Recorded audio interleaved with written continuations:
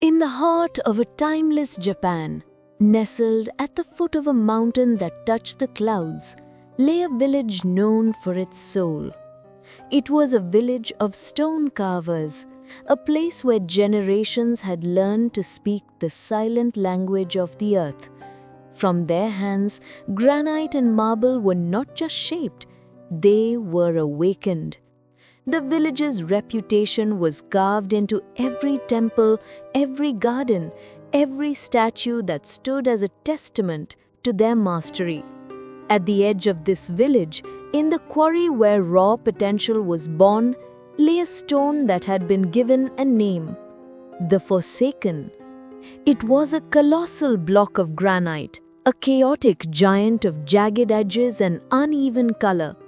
A web of deep, dark fissures ran across its surface like ancient scars, telling a story of geologic violence. The younger apprentices would use it as a cautionary tale. "See that?" they would whisper. "That is what impatience and a flawed foundation looks like.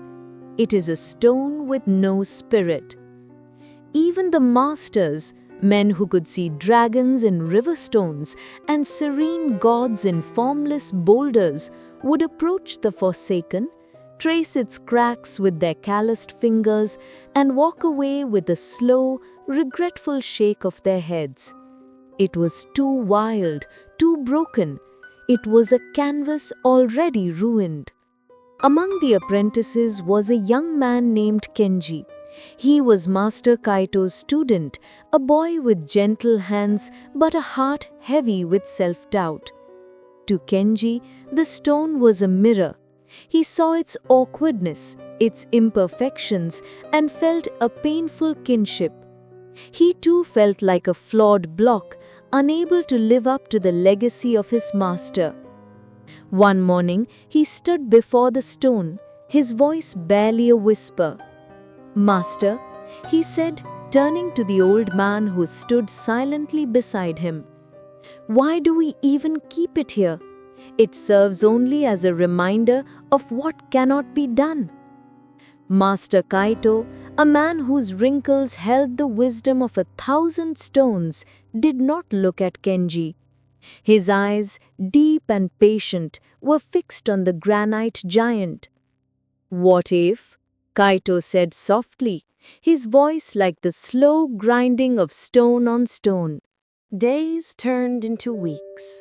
A new commission had arrived, a guardian for the entrance of a new temple in the capital. The village buzzed with energy. Masters from every workshop ventured into the quarry, searching for the perfect stone, a block worthy of housing a divine spirit. They passed the Forsaken with barely a glance. But Kaito did not go to the quarry. Instead, his morning walks led him, again and again, to the rejected stone. He would circle it, not with the critical eye of a carver, but with the quiet reverence of a visitor. He would place his palm against its cold, rough surface, close his eyes, and simply breathe. Kenji watched from a distance, confused. He saw his master honoring a failure. Then came the day of choosing. The other masters had selected their stones, flawless blocks of marble and pristine granite. A crowd had gathered. Master Kaito walked past them all, his wooden sandals making a soft, deliberate sound on the dusty path, and stopped before the Forsaken. A silence fell over the quarry. "This one," Kaito declared, his voice calm but absolute. A murmur rippled through the crowd. A young carver laughed, thinking it a joke. Kenji's face burned with embarrassment. "Master, no," he pleaded in a low voice. "They will say you have lost your touch. This stone is a curse."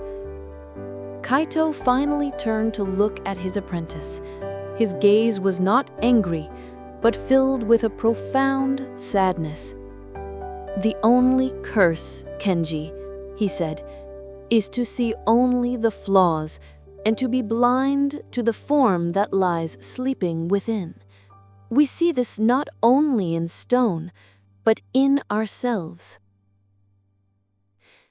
The journey to bring the stone to Kaito's workshop was an ordeal.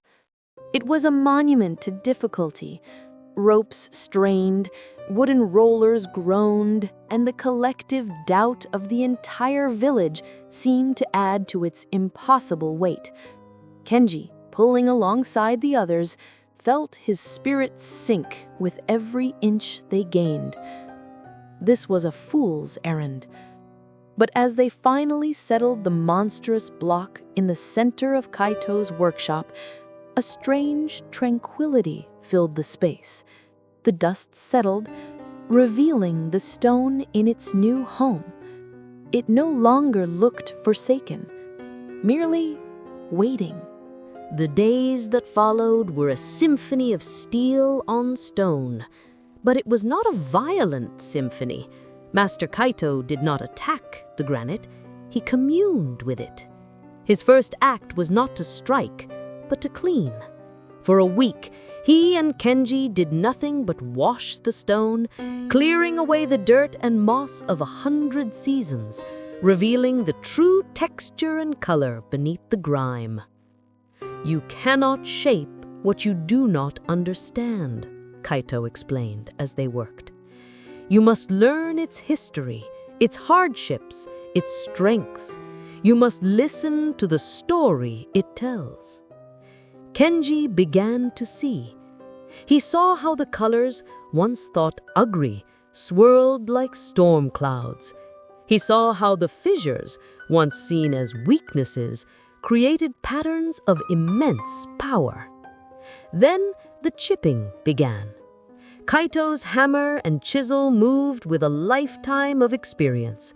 But Kenji noticed something extraordinary. His master was not avoiding the deep cracks. He was following them. He was using them. What should have been a flaw, a reason to discard the stone, was becoming the very guideline for the emerging shape. One evening, exhausted, Kenji asked, "Master, you are carving along the biggest crack. Why? It could split the stone at any moment." Kaito paused, wiping sweat from his brow. He pointed to the fissure with his chisel. "This crack is the stone's memory of a great pressure it once endured. It is not a weakness, it is a mark of its resilience. To ignore it would be a lie. Instead, we shall honor it. We will make it the very heart of our creation." In that moment, Kenji's perception shifted.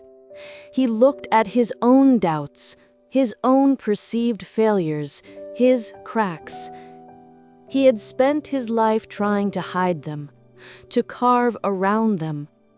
For the first time, he wondered if they too could be part of his design. From the stone, a form began to emerge. It was not a serene Buddha or a graceful goddess. It was something primal, powerful and wild. A claw here, the hint of a scale there, a curve that could only be the powerful coil of a massive body. Kaito was not imposing a form onto the stone. He was liberating the form that had been trapped within it all along. The day of the unveiling arrived.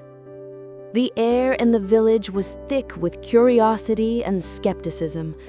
The other masters had finished their polished, perfect guardians. Now it was the old man's turn to reveal his folly. The entire village gathered before Kaito's workshop. The colossal stone was draped under a simple canvas sheet. Kaito stood beside it with Kenji at his side. The apprentice's eyes no longer held doubt, but a quiet, burning anticipation.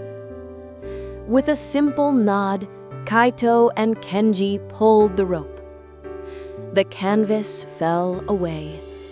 A collective gasp swept through the crowd, a sound of pure, unadulterated awe. Where the forsaken stone once stood, there was now a dragon. It was a masterpiece of raw, untamed power.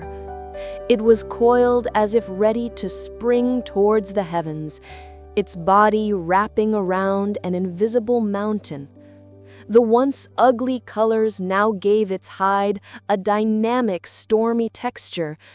The claws were sharp, the eyes were deep with ancient wisdom, and its open mouth seemed to be in a silent, powerful roar. And the great crack, the flaw that had condemned it, it was now the magnificent, defining line of the dragon's spine, a jagged, beautiful scar that told the story of its immense strength. The flaw had become its greatest feature. The crowd was speechless.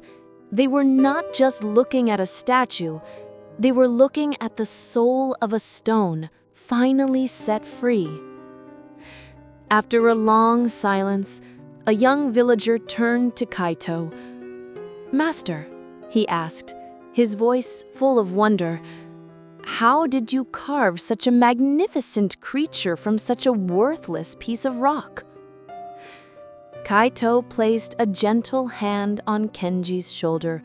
He looked at his apprentice, and then at the dragon, and then at the crowd. "I did not carve the dragon," he said, his voice clear and strong. "The dragon was always there. I simply chipped away everything that was not the dragon." He then looked directly at Kenji, but his words were for everyone. "We are all like this stone. We carry our own perceived flaws, our cracks, our rough edges. The world may look upon us and see only what is worthless. But a master, and the master that matters most is the one within you, sees the dragon sleeping inside. Do not curse your cracks. They are the map to your true form. Have the courage to pick up the chisel and chip away everything that is not you." Kenji looked from the dragon to his master, and for the first time, he saw no difference. Both were proof that within the most rejected of things lies the potential for the most profound beauty. And within himself, a masterpiece was waiting.